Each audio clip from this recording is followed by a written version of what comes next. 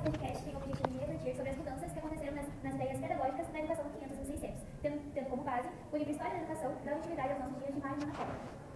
Então, nós vamos passar por momentos como a reforma, a contra-reforma, a crítica feita pelos autores satíricos da escola tradicional, as propostas utópicas de uma nova educação e depois as tentativas mais práticas de reorganizar a linha de ensino. Vamos destacar especialmente o pensamento de Comênios, que aparece como uma figura de transição entre o sonho e a sistematização, e também as mudanças trazidas por autores como Locke e outros envolvidos nas transformações da Inglaterra revolucionária.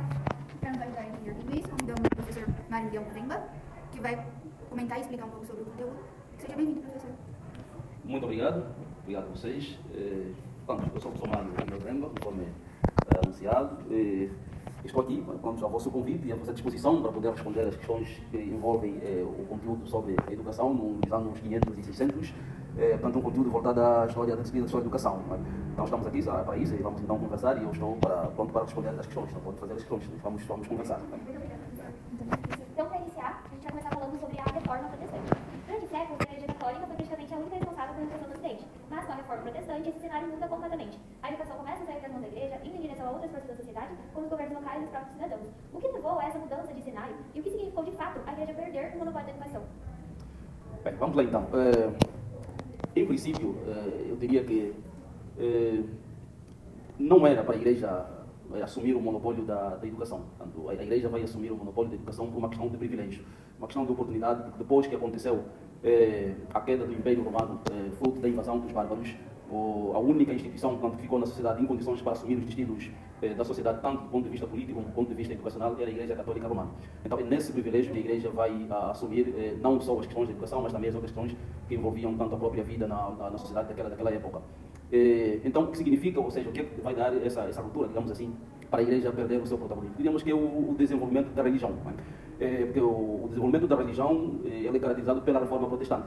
E a reforma é considerada como um movimento político-religioso que vai tanto trazer a quebra de alguns mitos que se desenvolviam naquela altura, entre eles, por exemplo, do ponto de vista de consequências, a unidade do cristianismo vai ser quebrada e depois o que acontece também que entra em vigor a questão do livre exame das escrituras e também a divisão do clero com o civil e ainda a questão do trabalho físico também vai ganhar uma valorização nesse período. Então, diríamos então que a questão da perda do protagonismo ou do monopólio educacional pela Igreja é uma questão que poderia acontecer a qualquer momento, não é? Porque já a sociedade vinha sendo gerida por um certo poder, que era o poder imperial naquela altura, então a qualquer momento a Igreja poderia deixar, porque o poder a qualquer momento poderia se reorganizar e daí então voltar a assumir as rédeas da sociedade.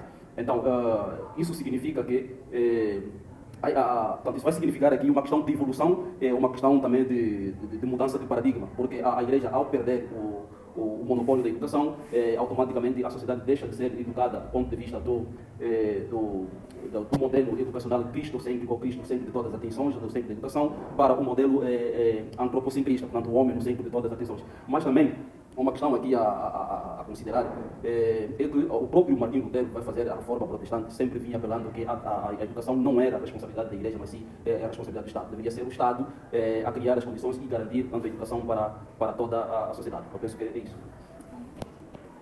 Podemos avançar. Então, diante dessas mudanças trazidas pela reforma, a Igreja reage com força. Surge a Contra-Reforma, que busca restaurar seu poder. O Concílio de Trento reorganiza escolas, cria seminários, censura livros e reafirma o papel da Igreja como autoridade absoluta sobre o saber.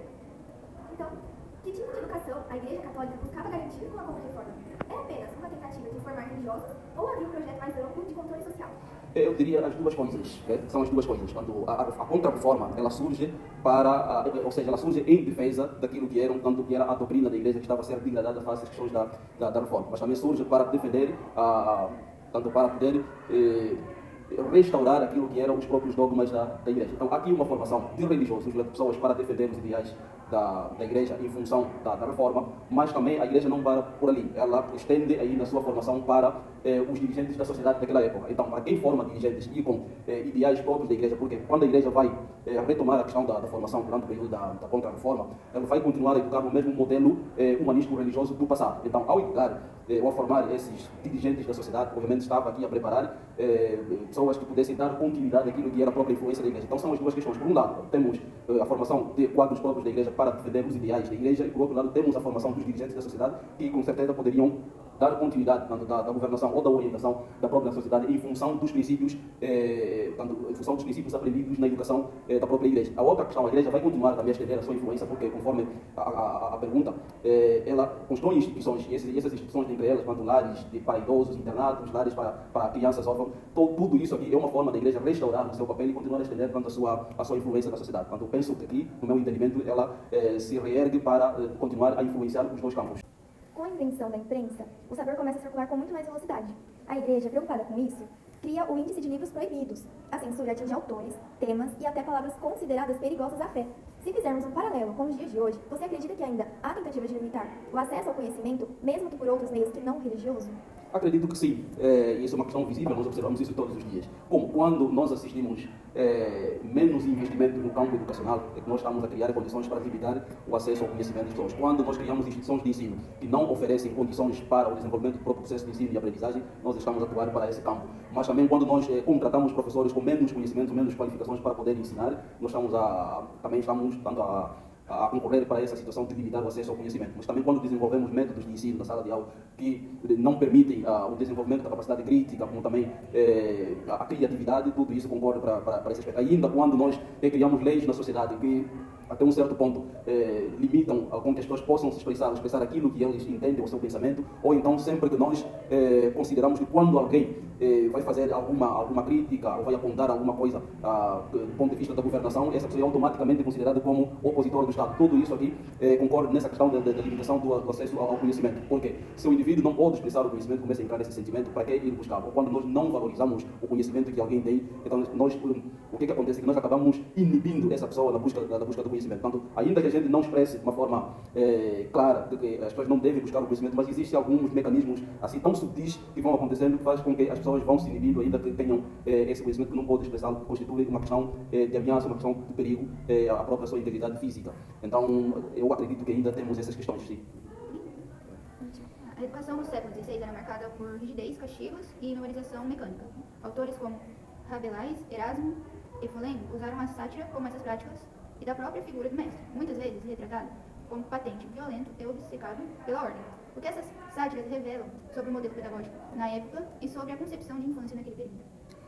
Bem, o que essa sátira revela? Portanto, ela revela os horrores, não é, que os aprendizes daquela altura passavam, mas também revela aqui a questão do próprio modelo pedagógico usado naquela altura, que era um modelo pautado na questão, vamos assim dizer, da violência, não é? E ainda ele vai revelar também aqui o próprio modelo de ensino que apresenta insuficiências, como também vai apresentar algumas insuficiências dos próprios mestres que atuavam no modelo pedagógico daquela altura. Agora, em relação à questão da infância, eu penso que é um pouco difícil fazer aqui uma relação com a questão da infância, ou do termo infância, com o modelo pedagógico que era tanto usado naquele período. Por quê? Porque nós conseguimos perceber que os castigos físicos, as questões voltadas à memorização e tantos outros elementos brutais que eram utilizados para desenvolver o modelo educacional expressam aqui a imagem de que esse modelo de educação não estava muito voltado à questão da infância. Portanto, é difícil fazer aqui a relação da infância, que se percebe que o conceito de infância não se poderia fazer relação, porque o que mais aparece ali é a espécie de um adulto em miniatura que deve reproduzir de forma taxativa aquilo que os adultos mestres pensavam que deveria ser em termos de educação. E um outro aspecto muito importante também, que nós vamos observar aqui, é que essas crianças ou esses aprendizes, mesmo no contexto escolar, eles não poderiam tanto viver livremente aquilo que constituía a sua vida de infância. E se vocês observarem lá no texto, o autor fala de que há uma série de brincadeiras normais que as crianças fazem na escola que eram expressamente proibidas. Se não houvesse alguma autorização para que as crianças brincassem, não eram permitidos. O que era permitido é apenas cumprir taxativamente o que estava programado, mas de forma brutal, com castigos físicos, com varas, chicotes. Então, é difícil aqui fazer uma relação com uma questão de infância. O que eu mais consigo observar é que, em vez de infância, havia ali, portanto, a reprodução, ou seja, havia ali, portanto, adultos em miniatura que deveriam reproduzir aquilo que os próprios mestres ensinavam. O texto mostra que a sátira, muitas vezes, não aparece sozinha. Ela é acompanhada da utopia, com aquele sonho de uma escola melhor. Com essas duas formas de pensamento, como essas duas formas de pensamento se complementam na crítica à educação tradicional? Pois, como é que esses dois elementos se complementam? Portanto, é assim, nós vamos ver aqui que a sátira, ela na crítica do modelo tradicional, ela aparece ali para poder expressar ou exprimir ou apresentar aquilo que é ruim, não é? Do ponto de vista do próprio modelo educacional. Porque essa apresentação para poder chamar a atenção daquilo que nos estiver a ocorrer bem para uma determinada reflexão e a mudança. E, por sua vez, a utopia ela aparece relacionada com a sátira para poder apresentar uma possível solução daquilo que é o modelo vigente, para alterar a condição daquilo que estiver a ser desenvolvido, que apresenta alguma insuficiência ou apresenta algumas questões ruins. Então, a complementariedade se dá nesse sentido, enquanto um apresenta o problema, nesse caso é a sátira, e o outro, que é a utopia, aparece como apresentar uma possível solução do problema que estiver a ser vivenciado naquele período, ainda que de forma imaginária ou para o passado, mas faz uma idealização aqui de uma possível solução para melhorar a condição que estiver a ser vivido no momento. Então, essa é a relação dos dois fatos. Um apresenta o problema e o outro, então, apresenta uma possível solução. Então, Thomas More, Campanella e Bacon imaginaram sistemas educativos muito avançados para o seu tempo. Você poderia nos contar um pouco sobre o que cada um propôs e o que essas utopias revelam sobre os anseios por uma educação diferente? O primeiro aspecto, o que é que eles revelam, essas utopias que esses apresentaram? Tanto revelam aqui tanto a necessidade, o sentimento de mudança, de transformação, tanto da própria condição do homem, ou da formação do homem, e do próprio rumo da educação. Vamos lá ver. Thomas More ele apresenta a sua utopia, ele idealiza uma sociedade cujo o processo de educação deveria estar pautado em dois pilares, tanto o trabalho e também a formação ao nível das décadas. A agricultura seria aqui a atividade principal que todos deveriam aprender, desde a infância até a idade adulta. Uma parte dela deveria ser aprendida na escola, ele diz que deve ser aprendida na escola, e a outra parte deve ser aprendida nos campos próximos das cidades, onde as crianças são levadas para poder se divertir. Mas também, para além da agricultura, que seria uma atividade generalizada, portanto, as crianças elas teriam a possibilidade de aprender uma arte ou um ofício que, na maior parte das vezes, deveria ser muito mais da inclinação do pai. Não é? E essa atividade da agricultura, como é atividade básica e geral para todos, podia durar pelo menos um tempinho que vai até 6 horas. E o outro resto do dia poderia ser vivenciado para que o aluno ou a pessoa fizesse aquilo que mais lhe agrada, numa outra questão, tanto fora da agricultura. Mas também, Thomas More não coloca apenas o trabalho da agricultura e as letras como as duas coisas, mas ele abre uma terceira possibilidade, de que aqueles indivíduos que estivessem um pouco mais bem avalizados em termos das letras, eles poderiam ser dispensados da questão da agricultura e ficar exclusivamente da questão das letras. Portanto, as letras aqui, elas são idealizadas como algum elemento de lazer, não é? Mas muito importante. Portanto, para além da própria questão do trabalho que voltado à agricultura, o indivíduo poderia também se dedicar simplesmente à letra, mas desde que tivesse a anuência ou a autorização da própria sociedade completa. Portanto, e a sociedade que deveria definir que não, este ou aquele, como está muito mais envolvido, ou tem mais êxitos do ponto de vista daquilo que são as questões voltadas às letras, então ele fica exclusivamente a questão da letra e é dispensado da questão da agricultura. Essa é a visão de Morse. Mas agora tem a visão do Campanella.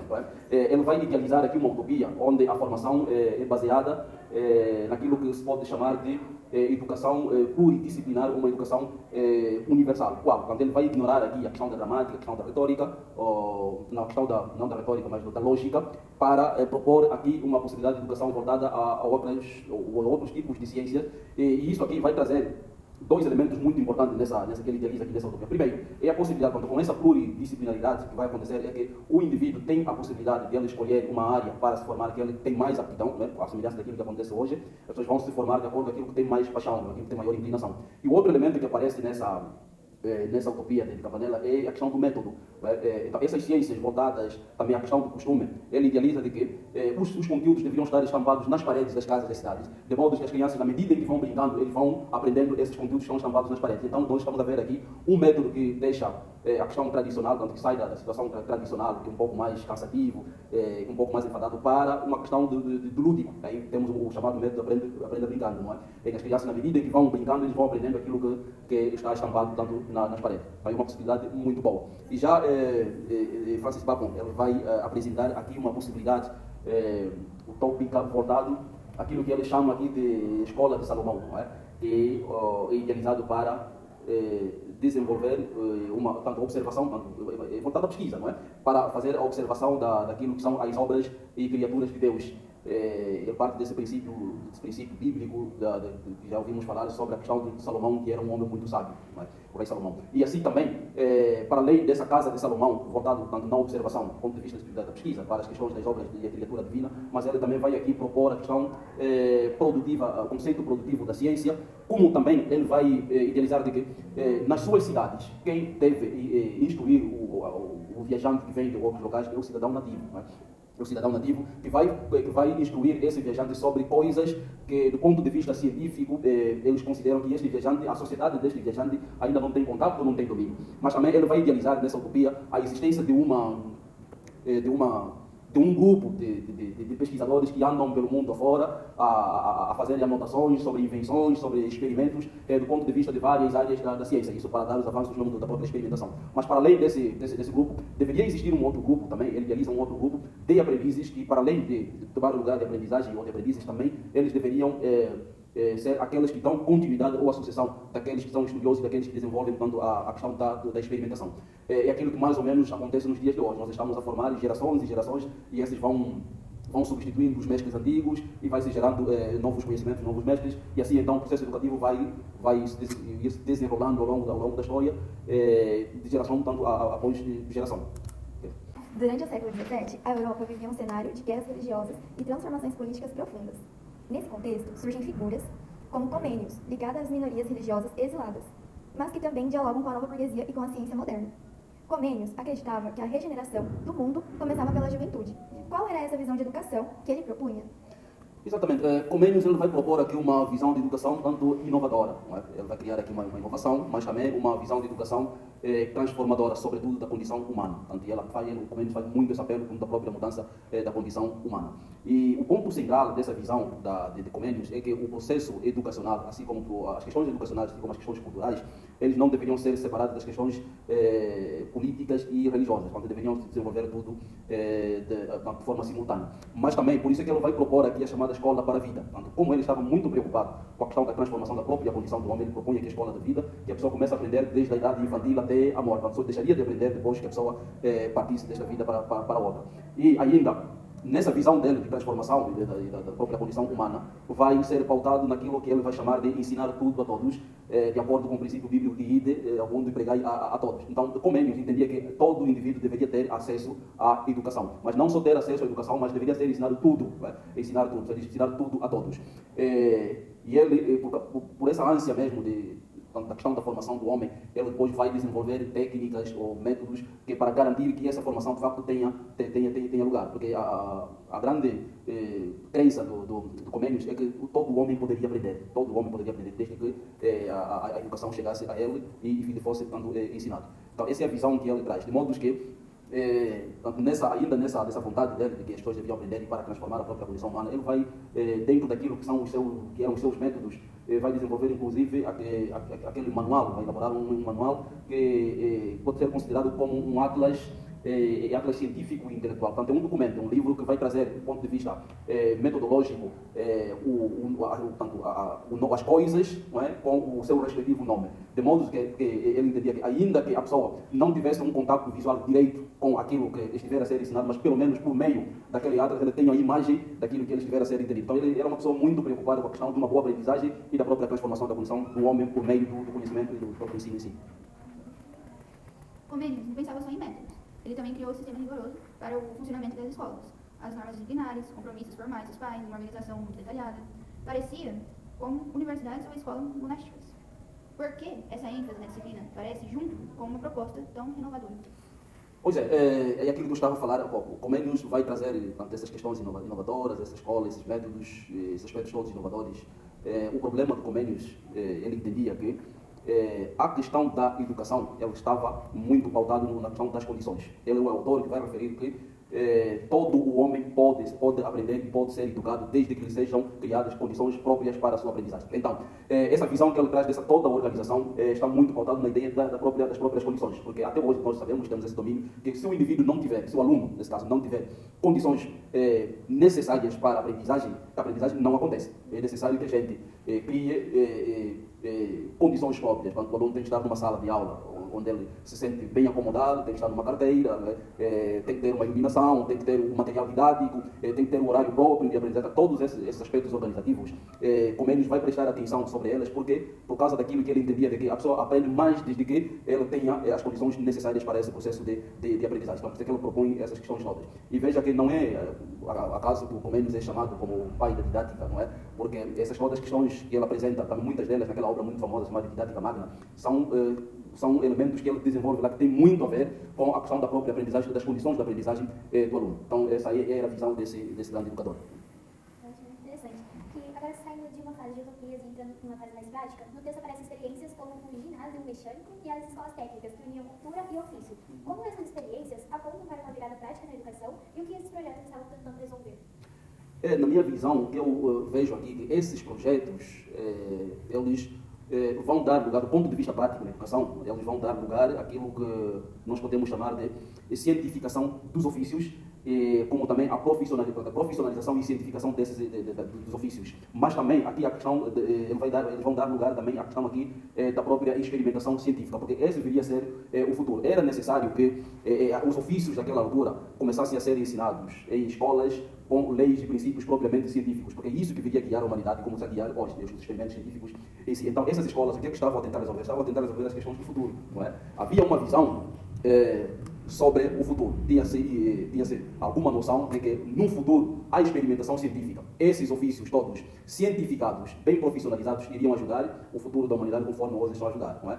Nós temos as profissões do passado, deixaram de ser simples profissões, agora passaram a ser tanto especialidades do ponto de vista científico. Nós temos, pelo menos, no campo dos pedreiros, nós hoje temos a engenharia de construção civil, os simples eletricistas, nós temos engenheiro de eletricidade, o simples mecânico, temos engenharia mecânica. Então, essa profissionalização e cientificação dessas profissões, incluindo as experimentações, que são as coisas que vão ser muito colocadas em evidência naquela altura, eram mesmo para resolver as questões que nós estamos a viver hoje. Hoje, nós praticamente estamos presos à questão da experimentação científica. Quase tudo que a gente tanto usa hoje, que a gente desenvolve, inclusive a medicação que nós fizemos para manter a nossa condição de saúde, são na base dos experimentos científicos. Então, penso que aquilo que estava a ser tentado resolver é mesmo a questão do futuro, ao cientificar essas profissões naquelas escolas, como também ao dar lugar à questão da própria profissionalização com leis e princípios científicos daqueles ofícios que existiam naquela altura. Então, entrando com John Locke, um pensador central nesse novo momento, ele já não fala de uma escola para todos, mas de uma formação voltada para a moral, a autonomia e o autogoverno, colocando a instrução em segundo plano. Quem foi John Locke e como ele pensava a educação para as diferentes classes sociais? Pois é, John Locke foi um filósofo e educador inglês, não é? Ele era inglês e um cidadão da nobreza. Não é? E John Locke, ele não estava muito preocupado, apesar de estar preocupado com a questão da formação, mas ele não se preocupou muito com a formação dos pobres, porque ele era um cidadão da nobreza. Então ele estava muito mais preocupado com a formação do cidadão da nobreza, que ele vai denominar de gentleman, não é? Que é o homem gentil. Não é? Então, os únicos pobres, ou a única camada popular que Locke vai prestar atenção é aquela camada que estava sob a responsabilidade da igreja, que dependia da igreja. Esses eram do seu interesse, porque ele vai idealizar uma formação para esses indivíduos, que é a formação virada ao trabalho. E eles vão aprender o trabalho para poder, então, servir de mão de obra naquilo que era a indústria do seu país, a indústria têxtil, nesse caso.